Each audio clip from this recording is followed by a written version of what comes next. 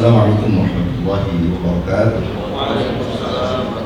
Alhamdulillah, salatu wassalamu ala rasulillah Sayyidina Muhammad ibn Abdullah wa ala alihi wa ashabihi wa man tabi'ahu wa wala wa la hawla wa la quwwata illa billah, amma ba'd.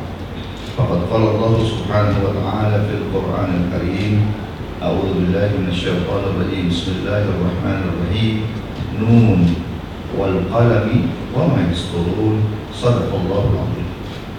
Yang terhormat Kepala Kantor Wilayah Kementerian Agama Provinsi DKI Jakarta, Bapak Dr. Kiai Haji Adib MAG, mudah-mudahan beliau selalu sehat dan yang umur diberikan berkahan oleh Allah Subhanahu wa Ta'ala. Yang saya hormati narasumber kita Kiai Haji Mahmud Al-Ayyubi, juga doakan mudah-mudahan beliau sehat dan yang umur diberikan berkahan oleh Allah Subhanahu wa Ta'ala. Yang saya hormati Ketua Tim Kerja Fungsi Informasi dan Humas, sahabat Fajar Herlambang. Yang saya hormati para PIC Humas pada Kanwil Kementerian Agama Provinsi DKI Jakarta, para peranata Humas pada Kantor Kementerian Agama Kota dan Kabupaten DKI Jakarta, pengurus media di lingkungan pemerintah daerah DKI Jakarta, serta para jurnalis, rekan-rekan media, hadirin hadirat yang mohon maaf saya tidak bisa sebut satu persatu, tapi tidak mengurangi rasa hormat dan ta'zim saya. Alhamdulillah wa syukurillah, terpanjatkan puji syukur kehadirat Allah Subhanahu wa Ta'ala pada pagi ini kita dapat bersilaturahmi, bermuajahah dalam rangka membangun sinergi antara Kementerian Agama DKI Jakarta dengan insan media dalam penyebaran informasi keagamaan yang positif, inklusif, dan membangun. Mudah-mudahan kita yang hadir di sini mendapatkan cucuran rahmat dan keberkahan dari Allah Subhanahu wa Ta'ala dan mendapatkan pahala amal jariah dalam menyebarkan informasi-informasi positif bagi kita semua. Izinkan kami Pak Kanwil melaporkan kegiatan pada pagi ini. Kegiatan ini adalah kegiatan yang diinisiasi oleh Humas Kementerian Agama Provinsi DKI Jakarta dengan tema berita baik untuk media, menebar manfaat, menguatkan umat. Tujuan kegiatan ini adalah memperkuat kerjasama dan komunikasi strategis antara Kementerian Agama Provinsi DKI Jakarta dengan rekan-rekan media, kemudian meningkatkan pemahaman media terhadap program prioritas dan inovasi layanan Kementerian Agama khususnya di DKI Jakarta. Yang ketiga, mendorong penyebaran berita-berita keagamaan yang menebarkan nilai-nilai moderasi beragama, toleransi, dan kerukunan umat. Yang keempat adalah membangun ekosistem informasi keagamaan yang edukatif dan menumbuhkan semangat kebersamaan di tengah keberagaman masyarakat di Jakarta. Waktu dan tempat pelaksanaan hari Rabu tanggal 15 Oktober 2025, waktu jam 8 sampai jam 13, tempat di Hotel Harbour Cawang, Jakarta Timur. Bapak Ibu yang kami hormati, Pak Kanwil, juga perlu kami laporkan, mudah-mudahan acara ini kita harapkan terjalin komunikasi yang baik antara Kementerian Agama Provinsi DKI Jakarta dengan rekan-rekan media, dan secara jauh insya Allah secara jangka panjang terbentuknya sinergi yang positif dalam menyampaikan narasi positif keagamaan di Indonesia, khususnya di DKI Jakarta. Anggaran kegiatan ini adalah IPA tahun 2025 Sekretariat pada Tim Kerja Fungsi Informasi dan Hubungan Masyarakat Kantor Wilayah Kementerian Agama Provinsi DKI Jakarta tahun anggaran 2025. Kami berharap melalui kegiatan berita baik untuk media ini, Kementerian Agama DKI Jakarta berharap kerjasama dengan rekan-rekan media semakin erat dan berkelanjutan dengan pemberitaan yang mencerahkan dan konstruktif. Semoga tercipta masyarakat Jakarta yang rukun, toleran, dan berbudaya. Semoga acara ini bermanfaat bagi kita semua. Sebelum saya menutup, izinkan saya memberikan satu buah pantun buat kita semua. Jalan-jalan ke Cikini, jangan lupa beli nasi. Kita bangga dengan Humas Kemenak DKI, makin lama makin berprestasi. Terima kasih. Assalamualaikum warahmatullahi wabarakatuh. Dan kami berharap Pak Kanwil memberikan arahan dan kemudian membuka acara ini. Terima kasih. Assalamualaikum warahmatullahi wabarakatuh. Baik Bapak, kita kasih aplaus dulu buat Bapak kita. Kita undang Bapak Kanwil untuk menuju panggung. Kemudian kami juga mengundang Bapak Kiai Al-Ayubi untuk juga menempati tempat yang telah disediakan. Biar gak lonceng.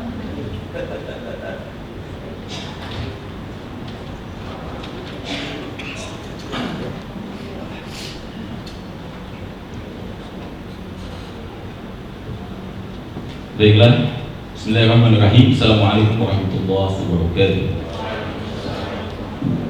Alhamdulillahirabbil alamin, wassalatu wassalamu ala asyrofil anbiya'i wal mursalin sayyidina Maulana Muhammadin wa ala alihi wasallam. Selamat pagi, salam sejahtera untuk kita semua. Om Swastiastu, namo buddhaya, salam kebajikan. Marilah sama-sama kita manjurkan puji dan syukur Allah Subhanahu wa taala di pagi yang mulia ini. Kita dapat bermuajah, bermujalasah dalam kegiatan yang amat spesial karena menghadirkan insan-insan media yang telah banyak berkiprah dalam membesarkan dan mengangkat citra positif Kementerian Agama di Provinsi DKI Jakarta. Kita beri aplaus dulu buat rekan-rekan insan media, dan kita semua ternyata insan media semua, karena kita setiap hari sudah melakukan kegiatan-kegiatan bermedia sosial melalui kegiatan-kegiatan yang ada, melalui gadget kita, melalui informasi-informasi yang kita terima. Dan pada hari ini kita akan mendapatkan informasi yang sangat penting karena kita menghadirkan narasumber yang sudah sangat representatif di depan kita. Beliau adalah Bapak Akali kita, beri aplaus. Akali kita ini sangat konsen dan terhitung tahun ini merupakan tahun pertama ya Pak Kanwil ya. Tahun pertama beliau memimpin kita semua di kantor Kementerian Agama DKI Jakarta, dan nanti akan memberikan sebuah refleksi dan memberikan kita sebuah narasi tentang program dan hasil kerja nyata daripada Kementerian Agama Provinsi DKI Jakarta. Dan nanti akan ada amplifikasi atau ada respon atau ada testimoni yang positif dari tokoh kita yang juga nggak kalah nih. Ini udah berken banget ya, 20 tahun ngurusin soal rumah ibadah, terutama di lingkungan umat Islam yaitu masjid. Bapak Kiai kita, Kiai Haji Ma'mun Al-Ayubi, beli aplaus. Alhamdulillah. Wasyukurillah. Kita mengucapkan juga kalimat salawat dan salam kepada baginda Nabi Muhammad SAW. Dialah yang menjadi teladan umat, yang seluruh ajarannya menjadi landasan berpijak dan jejak perjuangannya menjadi berhasil dalam transformasi akhlak umat manusia. Umat itu terutama bagaimana terima.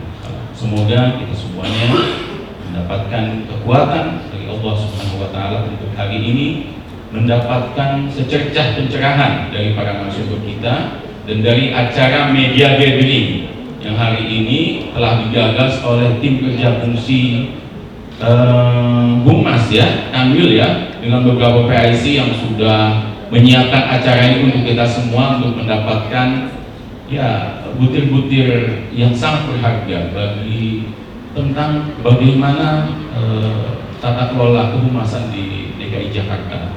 Dan baiklah Bapak Ibu sekalian, saya bagi pengantar ya, bahwa Jakarta ini adalah kota global, kota berbudaya, dan telah menisbahkan dirinya menjadi kota kolaboratif. Bapak Kanwil, Bapak Ketua DMI, jadi kota kolaboratif. Dalam konsep global pernah diusung namanya Pentahelix ya, collaboration, yaitu yang menghadirkan 5 unsur pembangunan yang ini menjadi support system ya, sebuah ekosistem yang bisa mendukung terciptanya terrealisasinya program-program pembangunan dengan baik. Tentu Jakarta yang akan menjadi kota global yang pembangunan maju, inklusif dan berkelanjutan ini butuh sekali yang namanya kolaborasi. Ya, dulu kolaborasi ini hanya 3 unsur saja, kemudian menjadi 4 dan pada akhirnya ada yang namanya pentahelix, kolaborasi menjadi 5. Dan unsur terakhir yang masuk adalah media massa. Ini yang diakui eksistensinya oleh seluruh kalangan bahwa keberadaan media massa ini sangat besar di dalam memberikan sebuah edukasi dan informasi yang penting bagi keberlanjutan dan bagi upaya-upaya pembangunan di Indonesia. Tentunya kita memberikan aplaus yang sangat baik kepada para insan media ya, yang ini masuk sangat eksistensinya sudah mulai diperhitungkan di dunia kolaborasi pembangunan Indonesia. Baik Bapak Ibu sekalian, Bapak Kamil kita nanti akan menyampaikan tentang hasil kerjanya tentang program-program Kementerian Agama yang dalam beberapa periode terakhir ini memang sangat menggaungkan tentang menjadikan Kementerian Agama ini sebagai kementerian yang memberi dampak nyata bagi masyarakat, ya, apalagi dengan adanya program pemerintah tentang program prioritas nasional yang kita lebih dikenal dengan quick wins, yaitu program-program yang cepat, yaitu langsung menyasar kepada kehidupan yang lebih manfaat kepada umat dan masyarakat. Tentunya dengan apa yang nanti kita terima informasi dari Pak Kanwil, ini akan memberikan sebuah elaborasi informasi yang penting buat kita di media, karena di media ini nanti akan menyebarkan informasi ya, menyebarkan informasi kepada kita halayak ramai untuk menyampaikan tentang hasil kinerja Kementerian Agama terkait dengan program prioritas nasional Kementerian Agama khususnya di DKI Jakarta.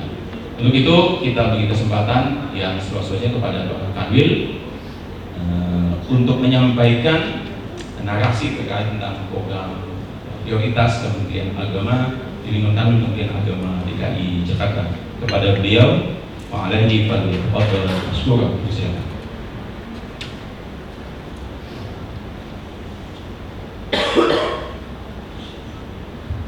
Baik, terima kasih Pak Reza. Assalamualaikum warahmatullahi wabarakatuh. Selamat pagi, salam sejahtera untuk kita semua. Om Swastiastu, Namo Buddhaya, salam kebajikan.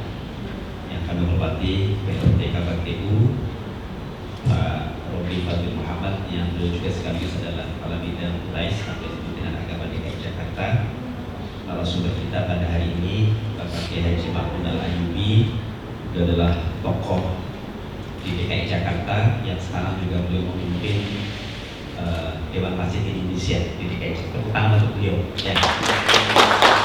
Terima kasih Pak Kiai Mahmud sudah berkenan hadir untuk sampai kegiatan ini. Ketua Tim Kerja Fungsi Informasi dan Humas Pak Fajar beserta seluruh kawan-kawan, para PIC Humas pada Kanwil Kementerian Agama, para peranata humas di seluruh kantor Kementerian Agama Kabupaten Kota DKI Jakarta, pengurus media di lingkungan Pemda DKI juga hadir, serta yang sangat kami hormati para jurnalis, rekan-rekan media di DKI Jakarta yang sudah hadir dalam kegiatan ini. Puji syukur kehadirat Allah Subhanahu wa Ta'ala, di kesempatan yang berbahagia ini saya dapat menyapa dan bersilaturahim dengan Bapak Ibu sekalian, rekan-rekan media DKI Jakarta. Semoga pertemuan kita memberikan keberkahan untuk kita semua. Amin ya rabbal alamin.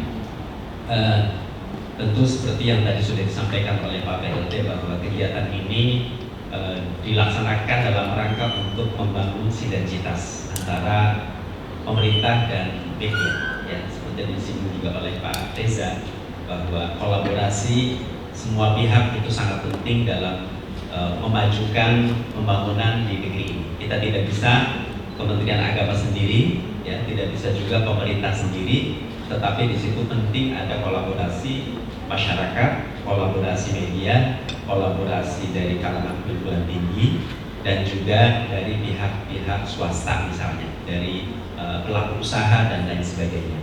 Karena era sekarang ini memang sudah merupakan era yang meniscayakan adanya sinergitas dan kolaborasi di antara semua pihak. Tanpa itu apapun yang kita usung tidak mungkin akan bisa berjalan dengan baik.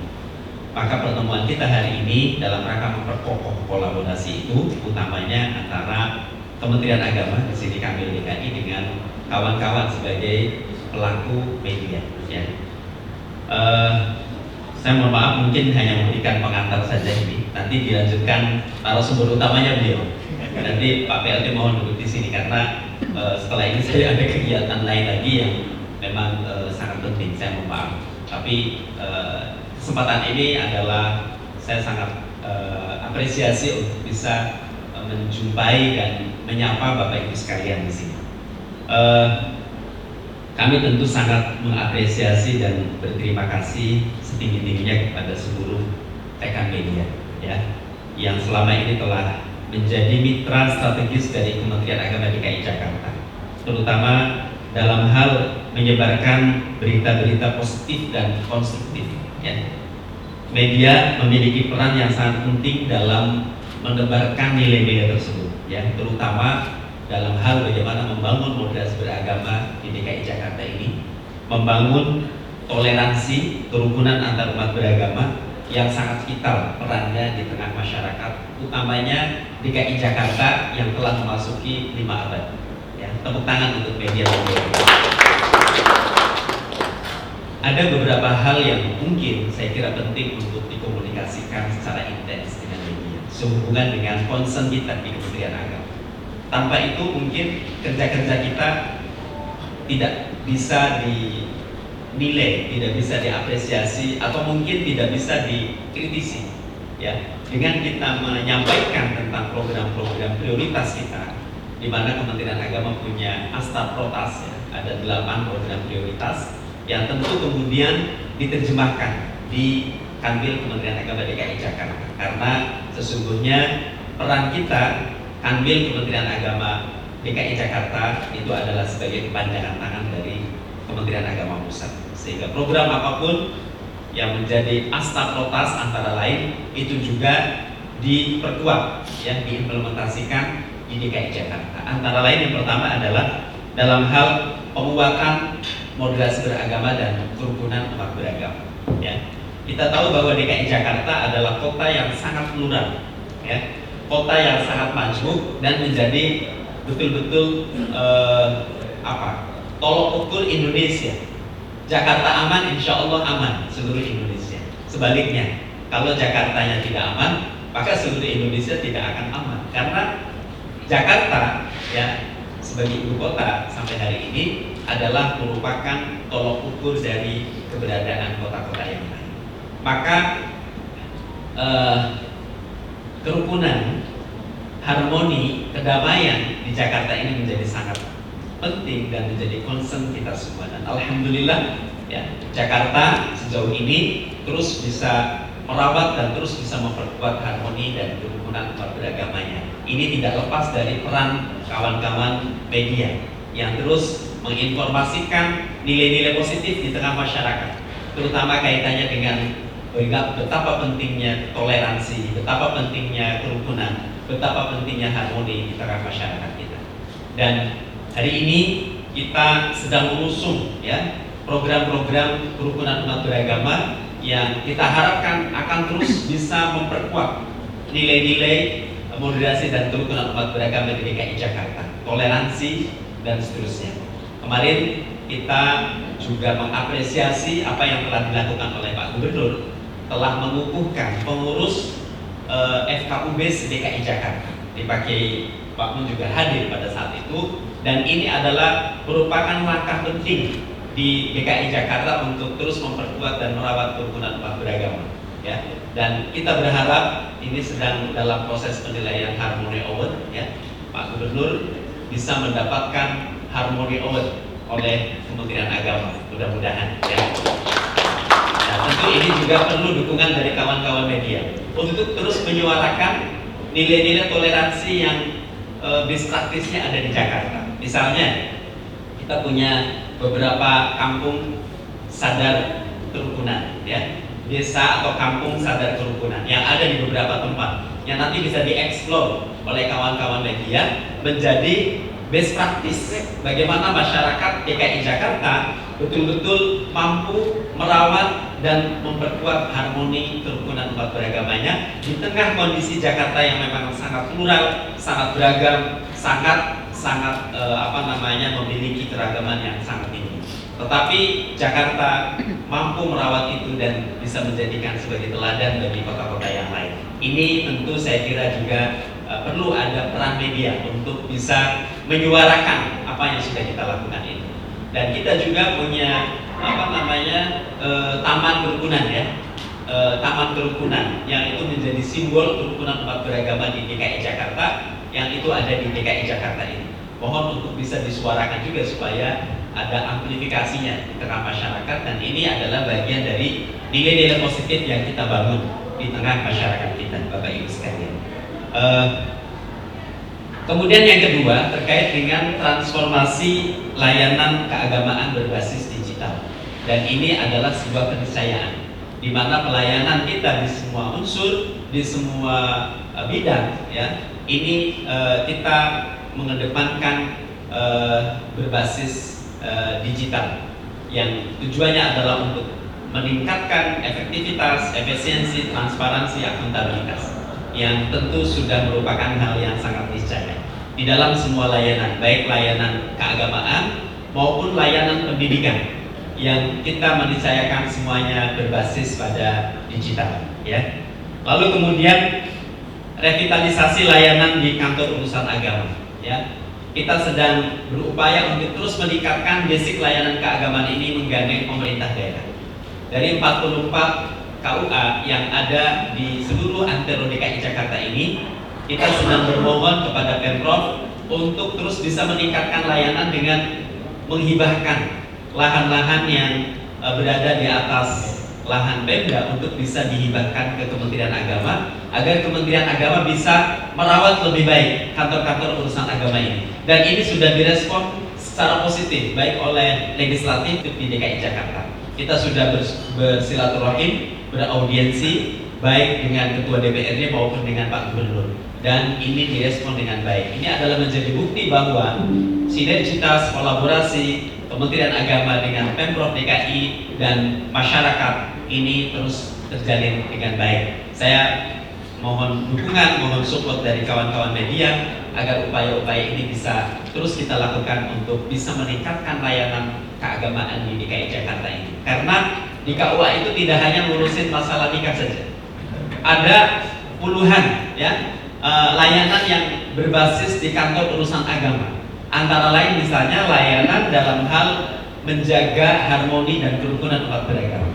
Ya, kita sudah menerapkan namanya early warning system dalam hal menjaga dan merawat kerukunan ini, ya, mengantisipasi potensi-potensi konflik. Jadi konflik sosial berdimensi keagamaan itu seringkali mencuat secara tiba-tiba tanpa kita sadari ada pendahuluannya. Padahal setiap konflik itu pasti ada faktor pendahuluan, pemicu awal, yang apabila itu kita mampu deteksi sejak dini, bisa diantisipasi, bisa dicegah, dan bisa kita atasi. Nah, ini semua kantor urusan agama di DKI Jakarta kita sudah bekali dengan namanya early warning system dalam hal pencegahan konflik sosial berdimensi keagamaan, yaitu dengan mengerahkan insan-insan KUA termasuk ASN yang ada di Kementerian Agama untuk menjadi pendeteksi, ya,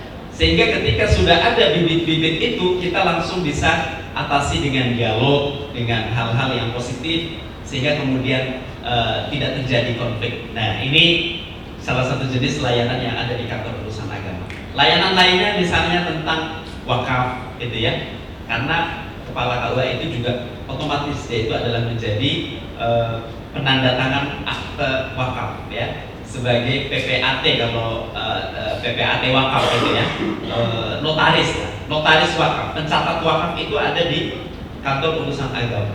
Layanan lainnya sangat banyak di bidang konsultasi syariah, ya, di bidang zakat, ya, masalah kemasjidan misalnya pengukuran arah kiblat itu bisa melalui KUA, dan itu adalah semua jenis layanan-layanan yang ada di kantor urusan agama, sehingga sangat penting kantor urusan agama ini untuk terus kita revitalisasi layanannya, ya. Maka kami mengambil KUA menjadi pusat untuk bisa kita jadikan transformasi layanan.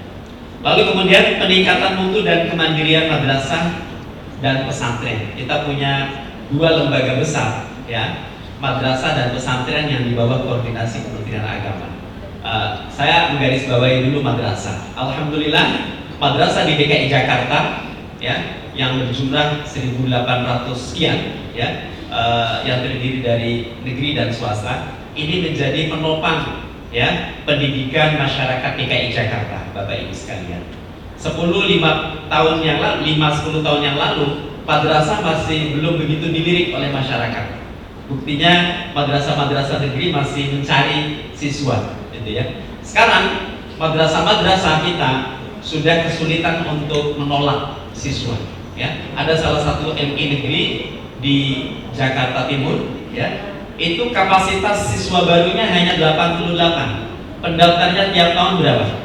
Sampai 700-800, luar biasa. Artinya betapa animo masyarakat kepada madrasah, khususnya di DKI Jakarta, makin hari makin meningkat. Seiring dengan mutu dan layanan madrasah di DKI Jakarta yang semakin baik dan semakin baik. Dan kita optimis madrasah akan menjadi pilihan utama masyarakat kita. Kami bersinergi dengan Dinas Pendidikan bahwa antara Kanwil Kementerian Agama dan Dinas Pendidikan ini punya tugas yang sama.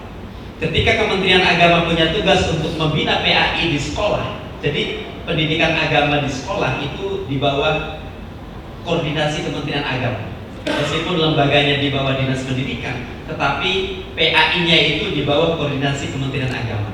Maka saya ingin mengajak juga, meskipun madrasah itu secara kelembagaan di bawah Kementerian Agama, Dinas Pendidikan punya andil untuk ikut serta membesarkan madrasah, terutama pada aspek mata pelajaran umum. Jadi tidak ada gap antara sekolah dan madrasah. Kementerian Agama membina sekolah di bidang PAI, Dinas Pendidikan ikut membina madrasah di bidang mata pelajaran umum. Karena apa?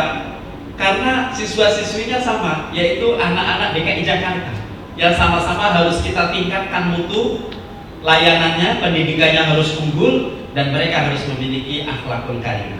Nah, ini disambut baik oleh Dinas Pendidikan, dan inilah sinergi yang dibangun di DKI Jakarta antara Kementerian Agama dan Dinas Pendidikan, Bapak Ibu sekalian. Dan kita juga sudah menyampaikan kepada legislatif dan eksekutif tentang pentingnya ada pendidikan unggul di DKI Jakarta, yaitu Madrasah Aliyah Negeri Insan Cendekia, MAN-IC, ya. Dan ini sangat direspon baik oleh Pak Gubernur, oleh Ketua DPRD dan jajarannya, bahwa penting di DKI Jakarta untuk mendirikan Madrasah Aliyah Negeri Insan Cendekia. Dan kita, Kementerian Agama, sedang melakukan langkah-langkah percepatan untuk segera berdirinya MAN-IC di DKI Jakarta. Mungkin kawan-kawan media perlu tahu bahwa MAN-IC itu adalah Madrasah Aliyah Negeri unggulan di setiap provinsi, yang lulusannya itu bisa diterima di perguruan tinggi di luar negeri, ya. Kalau di dalam negeri sudah pasti rata-rata lulusannya itu berprestasi. Dan kalau kita lihat, ya, misalnya di tahun 2025 ini yang nomor satu untuk mencapai tingkat UTBK, ya, UTBK yang masuk perguruan tinggi, yang nomor satu itu adalah Madrasah Aliyah Negeri Insan Cendekia Serpong. Itu selalu setiap tahun itu menjadi ranking pertama, mendapatkan nilai tertinggi di antara madrasah dan sekolah-sekolah yang ada di seluruh Indonesia. Jadi MAN-IC itu adalah lembaga pendidikan unggul yang akan melahirkan calon-calon pemimpin di masa yang akan datang.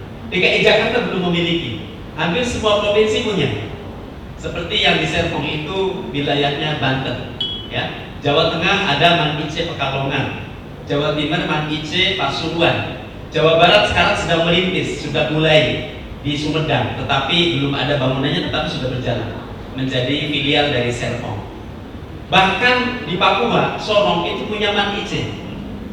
Maka saya kira wajib hukumnya DKI Jakarta punya MAN-IC ini, ya, agar kita bisa mendorong, ya, mempersiapkan anak-anak DKI Jakarta untuk mendapatkan pendidikan unggul yang ada di Kementerian Agama, yaitu MAN-IC. Dan kita sudah laporkan ke Pak Menteri, dan beliau menyampaikan untuk segera dilakukan akselerasi untuk pendirian Man IC di DKI Jakarta ini. Ya. Bapak Ibu sekalian yang saya hormati, alhamdulillah madrasah-madrasah di DKI Jakarta ini terus kita dorong untuk berprestasi, ya, untuk unggul dalam berbagai bidang. Ya. Saya menyaksikan ada satu madrasah, ini madrasah sanawiyah yang posisinya ada di pinggir sungai, yang setiap saat ketika banjir pasti kebagian. Artinya apa? Yang di situ kita mendidik anak-anak menengah ke bawah.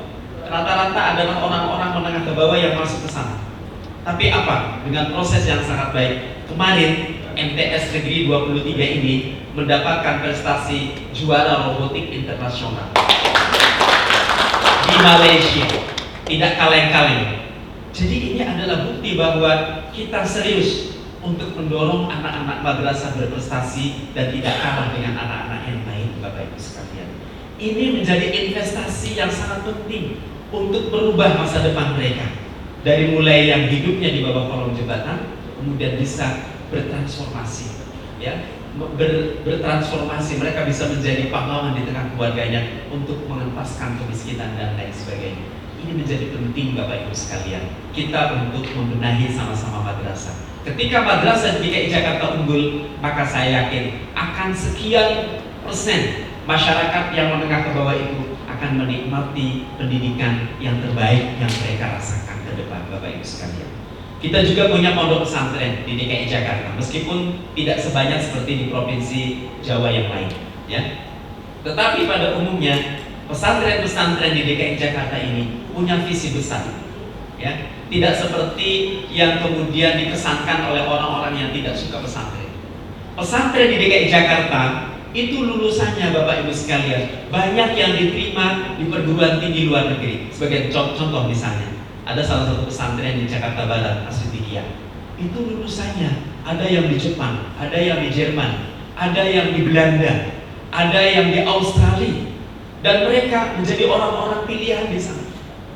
Dan itulah pesantren hari ini, Bapak Ibu sekalian.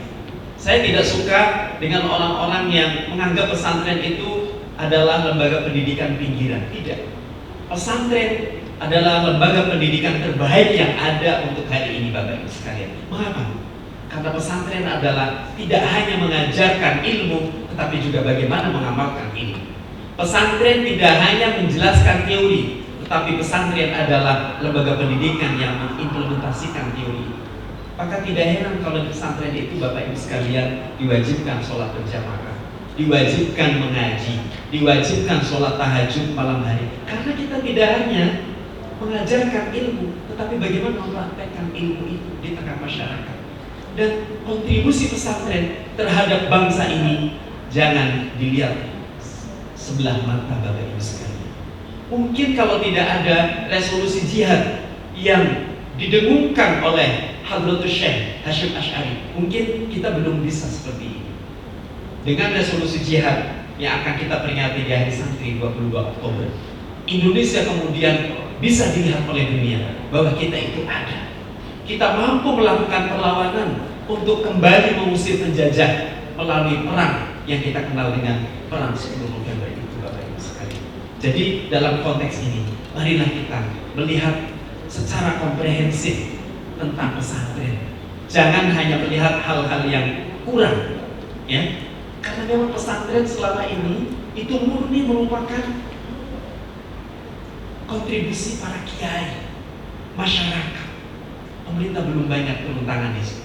Kita belum banyak hadir ke dalam dunia pesantren. Meskipun kita sudah punya undang-undang pesantren. Maka saya berharap mudah-mudahan dengan event, ya, Hari Santri tanggal 22 Oktober ini, kita harus melihat pesantren. Bagaimana kita terus merevitalisasi pesantren, dan kebetulan mudah-mudahan di Kementerian Agama, ya, Direktorat Jenderal Pesantren segera kemudian di-launching, dan kemudian pesantren mendapatkan perhatian yang proporsional dari kita semua. Bapak Ibu sekalian yang saya hormati, saya agak sedikit original di sini karena saya sebagai santri juga di sini, ya, sebagai santri, dan saya juga sehari-hari bersama-sama dengan santri. Jadi ketika kemudian dari sini penting sekali peran media itu, Bapak Ibu sekalian. Jadi kita perlu ada pandangan yang komprehensif tentang sesuatu hal, ya. ada apa namanya perspektif yang komprehensif ketika melihat sesuatu. Ya, pesantren itu adalah lembaga pendidikan tertua di negeri ini. Ya, yang saya kira mungkin kita tidak akan bisa menikmati harmoni berupa keberagamaan yang moderat di Indonesia ini tanpa kehadiran pesantren. Pesantrenlah lembaga pendidikan yang terus memperkuat moderasi dalam beragama, toleransi, dan itu sudah dicontohkan oleh tokoh-tokoh pesantren dari sejak dulu, Bapak Ibu sekalian. Yang tentu kita semua harus melihat secara komprehensif tentang persoalan ini. Dan nanti akan diulas oleh Pak Kiai Makmun ya. Ini beliau adalah tokoh pesantren juga untuk di DKI Jakarta. Mohon maaf agak sedikit panjang cerita tentang pesantren ini. Kami di DKI Jakarta juga akan terus mengupayakan pemberdayaan pesantren, ya, pemberdayaan pesantren di DKI Jakarta, tentu berkolaborasi dengan semua pihak, termasuk dengan kawan-kawan media. Lalu transformasi pengelolaan zakat dan wakaf melalui program inkubasi wakaf produktif. Bapak Ibu sekalian, alhamdulillah kerjasama kami dengan DMI ini beliau ya, di mana objek-objek wakaf termasuk masjid di DKI Jakarta terus kita dorong untuk tersertifikasi. Ya, dari 2.100 itu sudah ada 1.200 yang telah tersertifikasi. Artinya masih ada PR besar, kurang lebih 45% ya objek wakaf yang belum tersertifikasi di DKI Jakarta ini. Tentu kerjasama kami dengan BPN ya akan terus juga dengan DMI agar mendorong aset-aset wakaf diamankan dengan adanya sertifikasi ini. Kemudian kami juga sudah menghadap Pak Gubernur untuk mendorong agar DKI Jakarta menjadi kota wakaf, Bapak Ibu sekalian. Dan beliau sangat setuju. Dan kita akan menjadikan Jakarta Selatan sebagai piloting untuk menjadi kota wakaf, Bapak Ibu sekalian. Jadi ada hal yang belum digarap secara optimal dari sisi wakaf ini, Bapak Ibu sekalian, yaitu namanya wakaf tunai, wakaf uang. Ya, jadi dalam kesan kita selama ini wakaf itu hanya berupa lahan untuk masjid, untuk madrasah, untuk makam. Tidak. Wakaf itu bisa berupa uang tunai. Kita punya uang Rp20.000 yang senilai dengan satu cangkir kopi, itu sudah bisa diwakafkan. Ya, kita sudah bisa wakaf tunai dengan Rp20.000. Ya, dengan wakaf tunai Rp20.000 itu, uang yang kita wakafkan Rp20.000 itu ila yaumil qiyamah tidak akan hilang. Karena apa? Karena yang akan digunakan itu adalah hasil pemanfaatan terhadap uang Rp20.000 itu. Misalnya masuk ke sukuk, hasil pemanfaatan terhadap sukuk, ya, itulah yang digunakan untuk. Nah, ini yang sedang kita kembangkan. Di negara-negara maju itu sudah punya konsep endowment fund. Seperti Harvard University, mengapa bisa maju seperti itu? Karena mereka punya dana abadi. Inilah yang diterapkan di LPDP. Jadi LPDP itu sesungguhnya menggunakan konsep wakaf dana abadi. Jadi uang pendidikan dikelola, gitu ya. Lalu hasilnya untuk beasiswa LPDP itu. Nah, Jakarta, Bapak Ibu sekalian, kalau wakaf tunainya, wakaf uangnya bisa kita optimalkan, ini akan menjadi raksasa besar untuk bisa mengantaskan kemiskinan di DKI Jakarta. Ya, masyarakat yang berada di kolong jembatan, yang ada di tempat-tempat yang kumuh di DKI Jakarta, ini akan bisa diangkat melalui wakaf ini, Bapak Ibu sekalian. Dan ini akan kita gerakkan. Pak Gubernur sudah setuju agar kota Jakarta menjadi kota wakaf. Dan ini saya juga perlu melibatkan kawan-kawan media untuk terus menyuarakannya. Ya, kalau umat Islam di DKI Jakarta ini semua punya kesadaran pentingnya wakaf tunai, maka saya yakin ini akan menjadi besar yang akan mampu mengatasi persoalan-persoalan sosial di tengah masyarakat kita, Bapak Ibu sekalian. Maka kami mohon kerjasama, ya, kolaborasi dengan media untuk menyuarakan hal-hal yang penting yang sangat berdampak dalam kehidupan sosial bermasyarakat kita dari sisi keberagamaan kita. Lalu kemudian kita juga ada gerakan ekoteologi dan green religion. Pak Menteri selalu menyampaikan tentang ekoteologi. Jadi bagaimana kita punya pandangan keagamaan yang berpihak terhadap kecintaan semesta. Ya, selama ini semesta hanya dijadikan sebagai objek eksploitasi kita. Padahal jelas di dalam semua ajaran agama betapa pentingnya kita untuk merawat dan menjaga kelestarian lingkungan. Dan ini yang harus kita sadarkan bersama. Climate change, ya, pemanasan global yang semakin mendidih, yang terus memakan korban di berbagai wilayah, di berbagai negara. Ini harus menjadi kesadaran bersama, terutama dari kita masyarakat yang beragama. Sehingga kemudian Pak Menteri menjadi sangat penting untuk menyuarakan tentang pentingnya ekoteologi, yaitu beragama yang memiliki prinsip kecintaan terhadap lingkungan, Bapak Ibu sekalian. Lalu kemudian di internal kita juga terus meningkatkan kualitas ASN kita melalui zona integritas. Jadi kami mendorong semua satker di Kementerian Agama DKI Jakarta untuk memasuki zona integritas, anti korupsi, melayani dengan sepenuh hati, sehingga kemudian ini menjadi hal yang sangat penting dalam tata kelola manajerial di Kementerian Agama. Semua capaian tersebut tentu menjadi bagian dari komitmen Kementerian Agama DKI Jakarta dalam rangka menghadirkan layanan keagamaan yang moderat, ya, modern, profesional, dan tentunya berdampak bagi kehidupan masyarakat khususnya di Jakarta ini.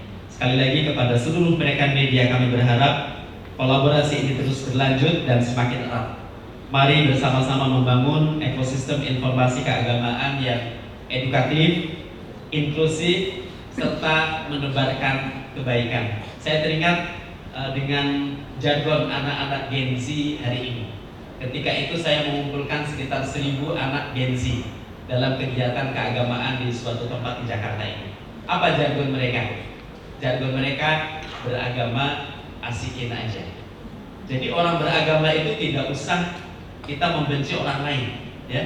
Beragama itu tidak usah kita menyalah-nyalahkan orang lain. Ya beragama asikin aja. Ya itu, saya kira itu menjadi jargon yang penting dalam kita beragama yang memberikan dampak positif bagi masyarakat.